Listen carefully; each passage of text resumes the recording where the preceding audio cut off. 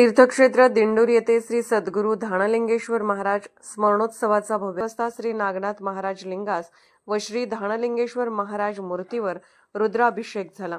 सकाळी 9 वाजता महाआरती व पुष्पवृष्टी झाली। त्यानंतर सकाळी 9 ते 11 या वेळेत श्रीची पालखी मिरवणूक गावातील मुख्य मार्गावरून जल्लोषात काढण्यात आली। सकाळी 11 वाजता विविध कलापथकांच्या सहभागाने काला कार्यक्रम संपन्न झाला। त्यानंतर महाप्रसादाचे आयोजन करण्यात आले होते। या महाप्रसादाचा लाभ दिंडोर गावासह परिसरातील सुमारे 5000 हून अधिक भाविकांनी घेतला।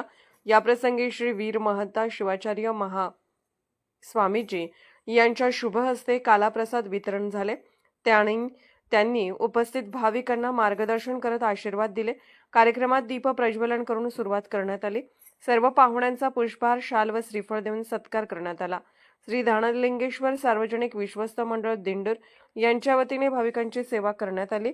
विशेषतः श्री नागनाथ हरिभजन मंडळाने भावपूर्ण भजन सेवा सादर केले। संपूर्ण कार्यक्रम भाविक भक्तांच्या सहभागाने अत्यंत भक्तिभावात व उत्साहात पार पडला।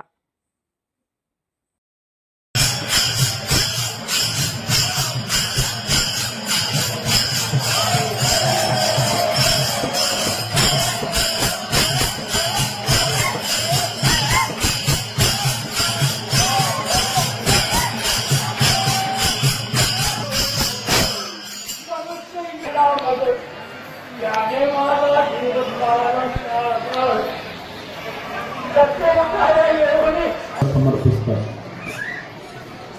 ಕಾಯಕಯೋಗಿ ತಟಸ್ಥಲ ಬ್ರಹ್ಮಿ ಸಿದ್ದರಾಮ ಶಿವಾಚಾರ್ಯಗಳವರ ಪವಿತ್ರ ಪಾದಾರವಿಂದಗಳನ್ನು ಮಸ್ತಕದ ಮೇಲೆ ಇರಿಸಿ ಪೂಜಿಸಿ ಧ್ಯಾನಿಸಿ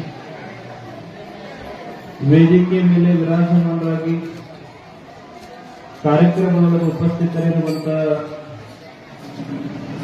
ಕೊಟ್ಟಿಗೆಯ ಎಲ್ಲ ಲಿಂಗ ಮಹಾರಾಜರಲ್ಲಿ ಶರಣಾರ್ಥಿಗಳನ್ನು ಸಲ್ಲಿಸುತ್ತಾರೆ। ಮಹೇಶ್ ಬಿರಾದಾರ್ ಅವರನ್ನ ಮೊದಲು ಮಾಡಿಕೊಂಡು ವೇದಿಕೆ ಮೇಲೆ ಉಪಸ್ಥಿತರಿರುವಂತಹ ಎಲ್ಲ ಮುಖ್ಯ ಅತಿಥಿಗಳಲ್ಲಿ ಕೂಡ ಶರಣಾರ್ಥಿಗಳನ್ನು ಸಲ್ಲಿಸುತ್ತಾರೆ। ಬಂದ ಭಕ್ತರಿಗೆ ದೇವಸ್ಥಾನ ಸದಾಮಕ್ಕಳ ಜೀರ್ಣೋದ್ಧಾರವನ್ನು ಮಾಡುವಂತಹ ಕಾರ್ಯದೊಳಗೆ ತಮ್ಮನ್ನು ತಾವು ತೊಡಗಿಸಿಕೊಂಡಿರುವಂತಹ ಎಲ್ಲ ಗ್ರಾಮದ ಹಿರಿಯರಲ್ಲಿ, ದೈವದವರಲ್ಲಿ, ಕಮಿಟಿಯವರಲ್ಲಿ ಇಲ್ಲಿಯ ಪರ್ಯಂತರವಾಗಿ ಬಹಳ ಸುಂದರವಾಗಿ ಕೀರ್ತನ ಮಾಡ್ಕೊಂಡು ಬಂದಿರುವಂತಹ ಎಲ್ಲ ಸಂಗೀತ ಭಜನಾ ಮಂಡಳಿ ಎಲ್ಲರಲ್ಲೂ ಕೂಡ ಶರಣಾರ್ಥಿಗಳನ್ನು ಸಲ್ಲಿಸ್ತಾ,